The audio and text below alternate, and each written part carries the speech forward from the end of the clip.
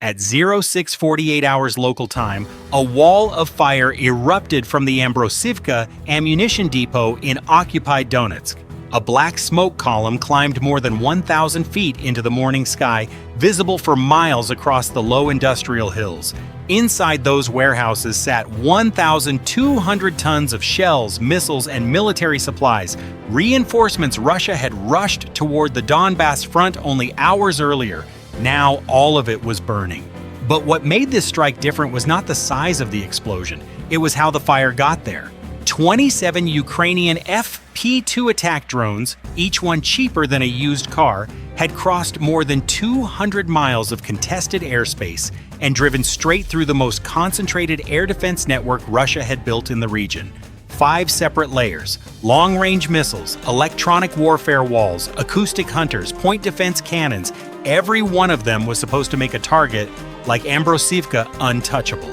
On paper, not a single drone should have survived to the depot, but the battlefield does not run on advertised numbers. By the time the sun was fully up, 8 of those cheap machines had reached the place Moscow believed was safe and turned it into a chain of explosions that would burn for hours. To understand why Ukraine sent an entire swarm after one depot, you have to understand what Ambrosivka was. It was not a frontline position. It sat deep inside the part of Donetsk that Russia claimed as secure rear territory. And that was the point. Ambrosivka was a logistics transfer hub, a junction where the supply flow from inside Russia crossed into the Donbas battlefield. Shells arrived by the trainload, were sorted and stored, then pushed forward to the artillery lines that pounded Ukrainian positions every day. In the hours before the strike, Russia had reinforced it with another 1,200 tons of ammunition, missiles, and supplies. That was not routine restocking. That was fuel for the next offensive, the shells that would become the next barrage, the missiles that would arm the next wave. And Moscow believed it was safe. Ambrosivka sat behind a layered shield, the long reach of the S-350 Vityaz, the electronic wall of the Borisogledsk-2, the missiles of the Buk M3, the point defense of the Pantsir S-1. On the map, it was one of the best protected spots in the entire theater, the kind of place a planner circles and calls untouchable. That is the difference between a target and a nerve. Destroy a gun at the front, and Russia loses one gun. Destroy a hub like Ambrosivka, and you cut the flow, feeding dozens of guns at once. Ukraine was not aiming at the fist. It was aiming at the artery behind it, where the firepower was still stacked, waiting, and completely exposed the moment the shield failed. Now look at what was defending that hub and what was attacking it. Guarding Ambrosivka was hardware worth a fortune. The S-350 Vityaz and its interceptors, the Buk M3, the Pantsir S-1, the Borisogledsk-2 electronic warfare complex. Each costs tens of millions of dollars, and a single long-range interceptor can cost more than $1 million on its own. This was a shield built to stop cruise missiles and fighter jets, fast, high, expensive threats a radar sees coming from hundreds of miles away. And what came instead was the FP-2, a small fixed-wing drone built around a piston engine and a warhead cheaper than a used car. It did not fly high or fast. It carried no jammer, no radar, no way to shoot back. On every metric a Russian air defense manual cares about, it was almost nothing. That was its greatest weapon. The FP-2's radar reflection was roughly 200 times smaller than the targets these systems were designed to track. Flying at 100 miles an hour, a few hundred feet off the ground, it hid inside the clutter of hills, rooftops, and antenna masts, the exact places where powerful radars go blind. A system built to kill a jet at 50,000 feet struggles to hold a plastic and metal drone skimming the treetops. This is the math that terrifies planners on both sides. Russia can spend $1 million missile to kill a drone worth a few thousand, and still lose because there are 26 more behind it. Ukraine does not need to destroy the S-350 or silence the Pantsir. It only needs to make each system a few seconds slower than the battlefield in front of it. A few seconds of hesitation, a few seconds chasing the wrong signal, a few seconds while a launcher reloads. That is the entire theory of the attack. Not superior firepower, just enough cheap machines spread wide enough, arriving at the right moment to drag a billion-dollar network into decisions it cannot make fast enough. To reach the depot, the swarm had to pass through 5 systems, and each hunted drones in a completely different way. The outer ring was the S-350 Vityaz. Its 50N6A radar can track up to 40 targets at once, out to roughly 250 miles, feeding 9 M96E interceptors that accelerate to Mach 4. Against a fighter jet, it is nearly unbeatable. The problem is what happens below its horizon, where the curve of the earth and ground clutter swallows small, low signals whole. Behind it waited the Borisov-2, not a weapon, but an electronic warfare wall. It shoots nothing down. It erases the sky the drones navigate by, blanketing an area more than 100 miles wide with jamming aimed at the GPS and GLONASS signals a UAV needs to hold course. Those satellite signals arrive from orbit already faint. Borisov-2 broadcasts from the ground thousands of times closer. It does not compete with the satellites, it buries them. Layered with it was the Buk M3, firing 9 M317M missiles at Mach 3.8, the medium-range muscle that punishes anything the jamming exposes. Then came the strangest hunter of all, the Penicillin 1B75. It carries no radar, it listens. Acoustic sensors catch the hum of a piston engine, seismic sensors feel the vibration through the ground, infrared cameras read the thin heat trail of burning fuel. A drone can go completely silent on radar and still be tracked by its sound, its warmth, and the tremor it sends through the earth. Finally, the inner ring. The Pantsir S-1, throwing 57E-6E missiles at Mach 3, backed by the 2 S-38 Derivatsiya-PVO and its 57mm cannon firing airburst rounds at up to 120 rounds per minute. Built not to aim at a single drone, but to throw a wall of steel fragments in front of a whole formation. Against all of that came 27 FP-2s.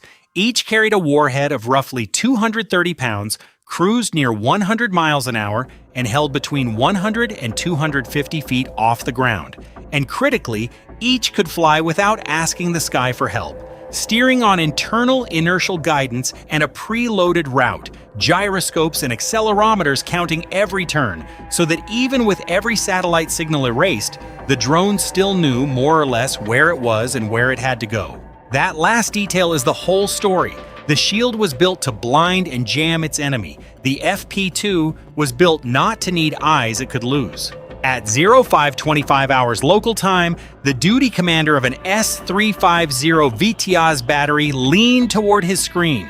Faint traces flickered along the hillsides, too slow for cruise missiles, too small for aircraft, too stubborn for noise. 8 seconds later, they linked into an attack formation 27 signals strong at a range of just 20 miles, perfect killing distance for the 9M96E. He pressed fire. 2 missiles clawed skyward at Mach 4. But at 210 feet, physics turned against him. Every radar pulse that touched the drones also bounced off metal roofs and slopes, and each real drone grew a ghost twin a few feet from the truth. The guidance computer had 300 milliseconds to choose. Both missiles chose wrong, detonating in empty air. Not one drone fell, because the FP-2s had cut their engines for 6 seconds and slid lower through the clutter.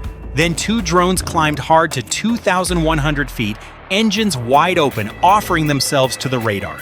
The crew locked and fired, fuses triggering at 15 feet, 2 fireballs, 2 drones gone. But while the S-350 stared at the climbers, the other 25 sank back to 250 feet and dissolved across a 12-mile front. The first layer was already behind them. 1 hour later, at 0626 hours local time, the survivors flew into the coverage zone of the Borisov-2. The lead drone's receiver showed 12 satellites locked, then 10, then 5, then nothing. Not a fade, a cold, instant cut. The navigation sky had been switched off. Now, the FP-2S had only inertial guidance, and inertial drift is merciless. At 100 miles an hour, 1 degree of error becomes 800 feet off course after 30 miles, enough to walk the whole swarm into a fire zone. They needed a correction. Getting one meant breaking silence, and breaking silence meant dying. Imagine you are the Buk M3 commander in the rear. Your screen is quiet. Then 4 contacts flare at once, climbing, accelerating, radio screaming for a fix. Clear targets, closing fast. You have the direction and the order. Would you fire? You launch 4 9M317M missiles at Mach 3.8. That is exactly what the swarm wanted. Those 4 drones had transmitted for 3 seconds, long enough to pull a correction down to the whole formation and resynchronize its drift, then split apart, dragging every sensor toward themselves. The missiles found only the 4 that offered themselves up. Behind them, 21 drones knew where they were again. Flying a corridor no one was watching. 2 had to pay so the rest could continue. By 06:33 hours local time, the formation slipped into the industrial edge of Mariupol down to 100 feet, radios dead. They had beaten the systems that see the farthest. And then a Pantsir S-1 missile rose with no warning because here nothing needed to see them. The Penicillin 1B75 had listened for 7 minutes. Engine hum, ground tremor, the heat trail of burning fuel. To radar, the swarm was clutter. To Penicillin, it was a pattern, and a pattern can be calculated. A Pantsir crew flicked its radar on for 8 seconds, locked the pre-fed zone, and fired. The lead drone got 2 seconds before the fuse triggered at 60 feet. 1 drone shredded out of the air, but its death taught the rule. They were being heard, not seen. So they broke the pattern, dropping to 50 feet, surging to 250, throttling down, then slamming to full power. The steady hum went ragged, the heat trail bent, and the Pantsir kept firing into points the drones had already left. Missiles were too slow now, so Russia sent 15 suicide FP-5s to ram a wing or a propeller. 3 dragged 2 FP-2s down in under a minute, but FPVs live on battery life. The swarm stretched into a wide arc that looked like panic and worked like a trap.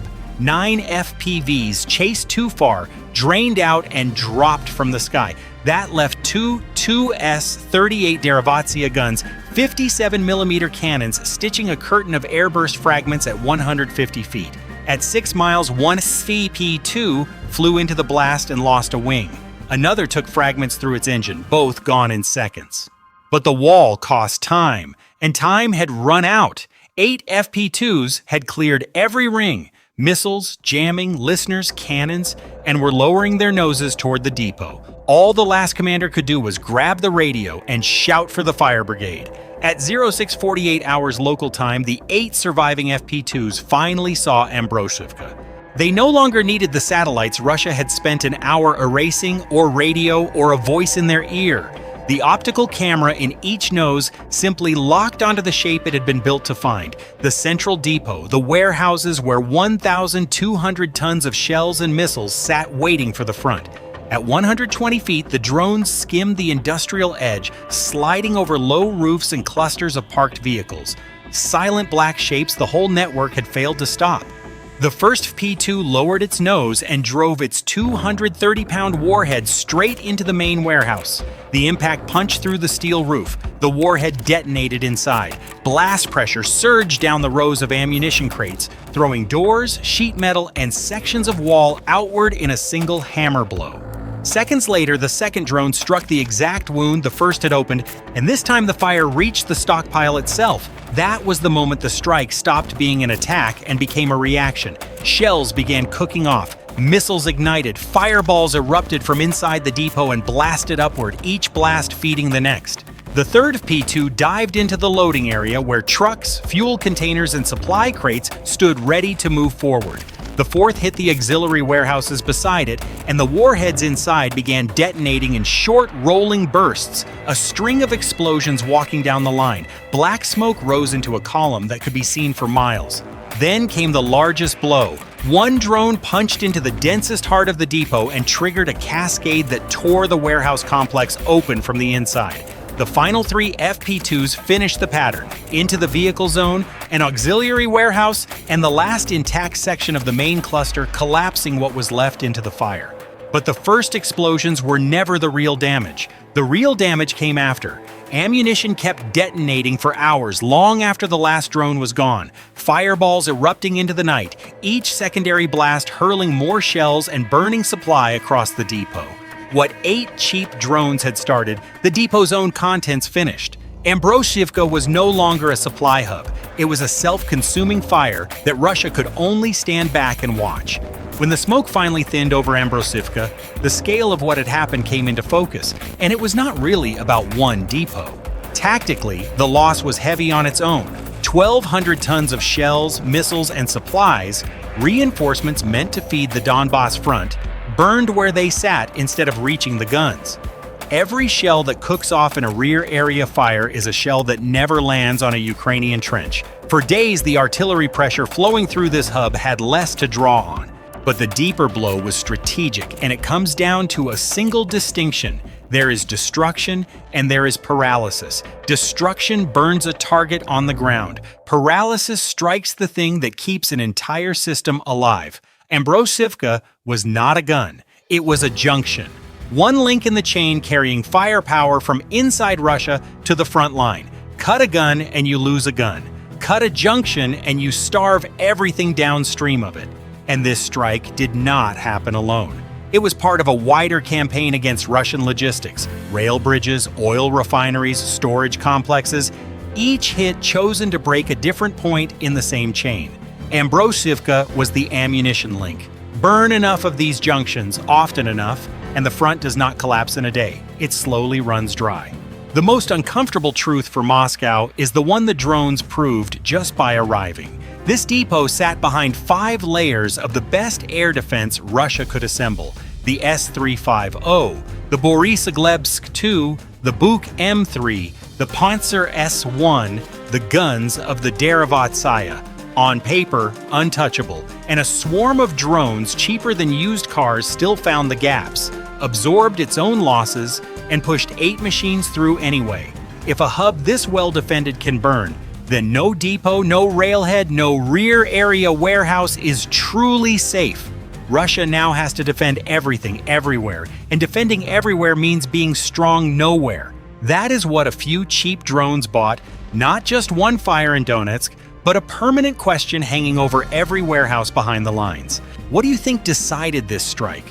The drones that sacrificed themselves as decoys, the jamming that failed to stop them, or the depot's own ammunition finishing the job? Leave a comment. If you believe Ukraine deserves to live in peace and freedom, hit like, subscribe, and share this video. Every bit of support helps more people understand what is really happening in this war. Thank you for watching, and see you in the next one.